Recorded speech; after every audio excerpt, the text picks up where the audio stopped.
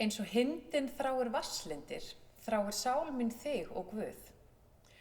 Það gefur auga leið að án vatns fer hindin ekki langt. Þorsti svo sterk frumsta tilfinning og það fátt sem jafnast á við að slökkva þorstan með langþráðu fersku vatni. Það liggur við að það sé þess virði að vinna upp ágætan þorsta bara til þess að teyga loksins vatnið og finna hvernig líkaminn andar léttar. Það þrá sem auðvelt að skilja. Eins og hindin þráir vatnslindir, þráir sál mín þig og Guð. Höfundur sálmsins kveður fasta orði með þessari samlíkingu. Eins og líkami hverrar lífveru þarf að slökkva þorsta sinn til þess að lifa, þarf sál mín og Guð að halda til þess að komast af í þessum heimi. Ég ætla að leyfa mér að halda þið fram án nokkurs vafa að engin manneskja í sögu meðvitaðrar hugsunar hefur þurft á því að halda að rækta samband við almáttugan Guð sem birtist hátt upp hafin og fjarlægur, á skýi jafnvel, dularfullur, með örlög manna í höndum sér, nokkuð kaldur gagnvart þeim jafnvel, en setur fram ófrávíkjanlega reglur sem eins gott fyrir mann að halda ef maður vill ekki þurfa að mæta reiði hans og dómi.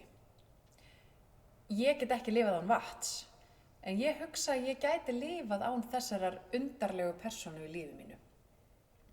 Svo hvað það sem sál mín þrífst ekki án?